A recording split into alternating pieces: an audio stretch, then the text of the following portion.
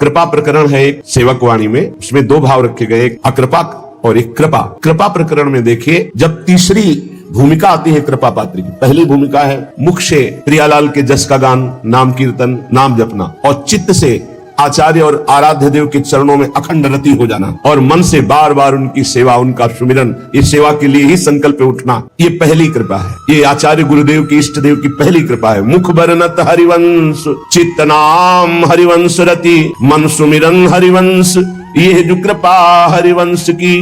फिर दूसरी कृपा, दूसरी भूमिका उदय होती है, सब चराचर जीव से प्रेम का व्यवहार, क्योंकि मेरे प्रभु ही सबके अंदर बैठे हुए हैं, पर किसी से कोई स्वार्थ की आकांक्षा नहीं, कोई आकांक्षा नहीं, कोई चाह नहीं, सब जीवन सुप्रीति। पर रीति निवाहत अपनी रीति क्या है? सब सोहित निष्कामति, कोई किसी से बदले की चाह नहीं, ना द्वेष के बदले की चाह, ना राग के बदले की चाह। वो राग द्वेष से अलग भगवत भाव से सेवा करता हुआ निष्काम। श्रवण कथन परतीति, बस अपनी वाणी जी का गायन, वाणी जी का श्रवण और विश्वास, किसी श्रवण कथन से, नाम वाणी से हमें श्यामा श्याम की प्राप्ति हो जाएगी। श्रवण कथन परतीति, परतीत माने विश्वास, ये है जो कृपा हरिवंश की। अब तीसरी भूमिका, शत्रु और मित्र में समान भाव।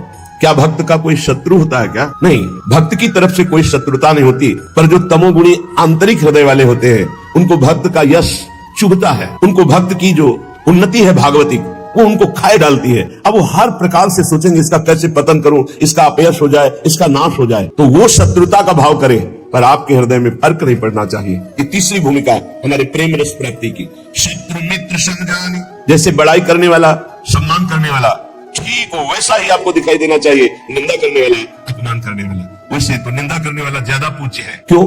क्योंकि वो हमारे अशुभों का नाश कर रहा है। निंदा करके, अपमान करके हमारे अशुभों का नाश कर रहा है। वो हमारे जो प्रारब्ध भोग हैं उनको काट रहा है। वो कितना कृपालु है, भगवान उसके अंदर प्रेरणा दे करके हमें परिपक्व कर रहे हैं। इसलिए निंदा करने वाला, अपमान करने वाला, तिरस्कार करने वाला हमारे हृदय में पूज्य भाव होना चाहिए। ये प्रेम प्राप्ति के लिए बहुत जरूरी है। शत्रु मित्र होगा, बड़े बड़े महापुरुषों के जीवन में बड़े बड़े विरोध हुए हैं। अगर विरोध ना हो तो भक्ति में रंग नहीं, जब विरोध आवे तो नाच पड़ो कि भक्ति रंग ला रही है। भगवान विरोध पैदा करवाते हैं। क्यों करवाते हैं? क्योंकि आप उस भूमिका से ऊपर उठे जिससे कोई भी विरोध आपका स्पर्श न कर पावे और आपकी भक्ति अबाध और अखंड बनी रहे। तो शत्रु मित्र सम जानी, मान मान अपमान सम, अपमान और मान दोनों को सम मान करके सब। अगर कोई सम्मान कर रहा है तो उसकी मति, अपमान कर रहा है तो उसकी मति। सम्मान और अपमान में दोनों में समान स्थिति होनी चाहिए।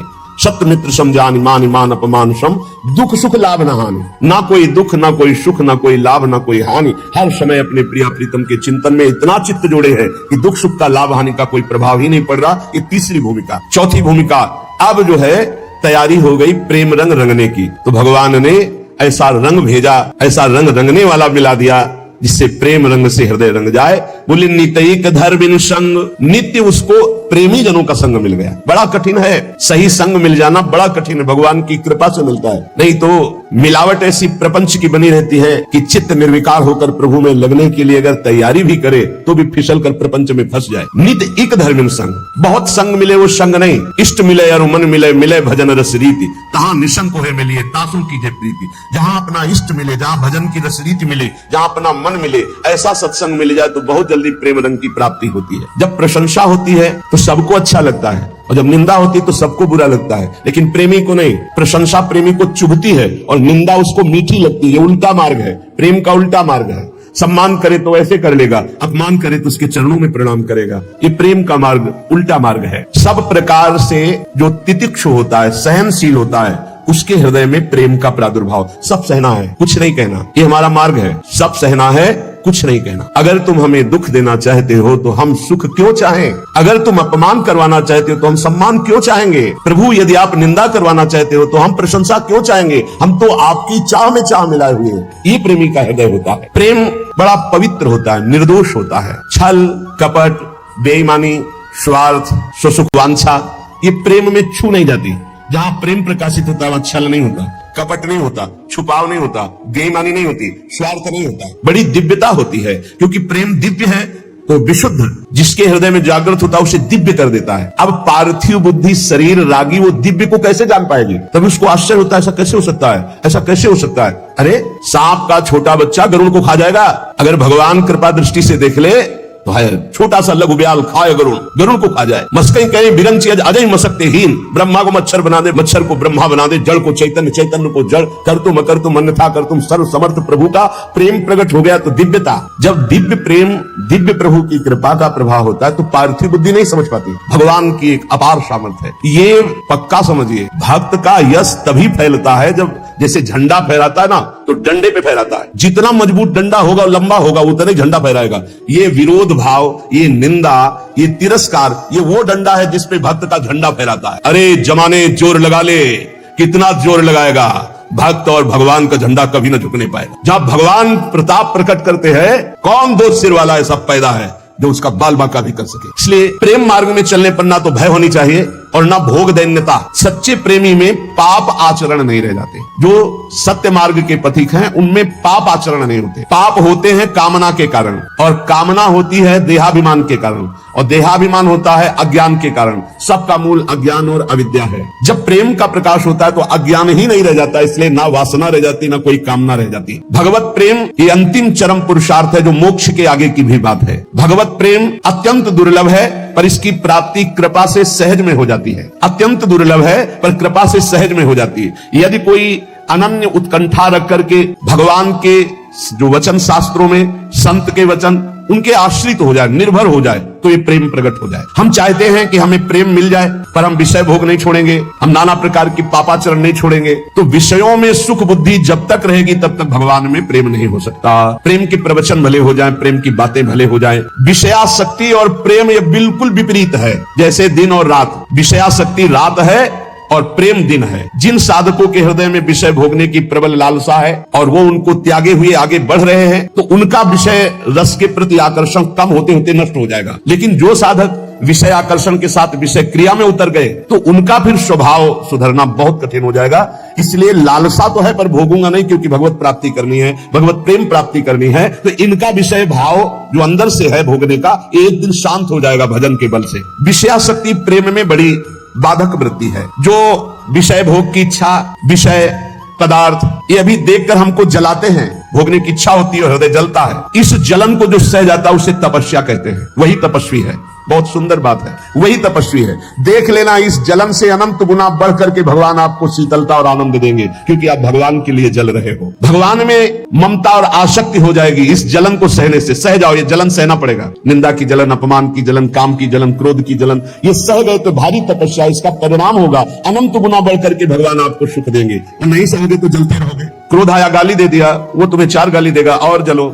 काम आया, भोग लिया और तृष्णा होगी। ऐसे ही जितना तुम विकारात्मक क्रियाओं की तरफ जाओगे उतने ही भ्रष्ट होते चले जाओगे। सह गए उतने ऊंचे उठते चले जाओगे। प्रेमी को ऐसा अनुभव होने लगता है कि मेरा शरीर प्रभु को समर्पित है, ये प्रभु की वस्तु है, मैं इसे भोग नहीं सकता, ये प्रभु की धरोहर है। मेरा मन प्रभु को समर्पित है, अब जाए जहां जाए प्रभु संभाले। पुत्र, धन, प्रतिष्ठा, घर, परिवार, रुपया, पैसा, सब कुछ प्रभु की प्रदत्त वस्तु है। इसमें मेरा अहंकार क्या, इसमें मेरी ममता क्या? ऐसे भक्त के हृदय में प्रेम का प्रकाश होता है।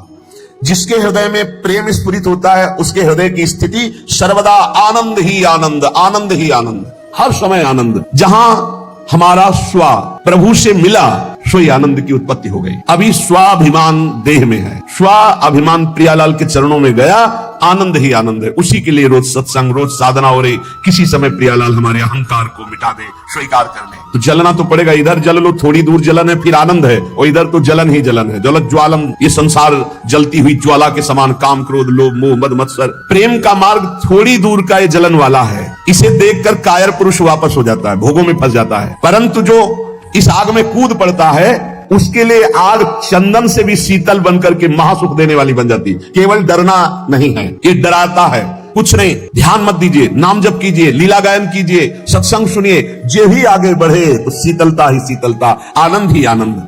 अगर घर में है और आप सारी घर की क्रियाएं भगवद अर्पण कर दे और नाम जप कर रहे हैं और प्रभु से अपना संबंध स्वीकार कर लिए हैं, जो हमारा संबंध जन्म जन्मांतरों से है। पहला संबंध तो है ही कि हम भगवान के अंश हैं। दूसरा गुरु प्रदत्त संबंध होता है, सखा या वात्सल्य या गोपी या सहचरी।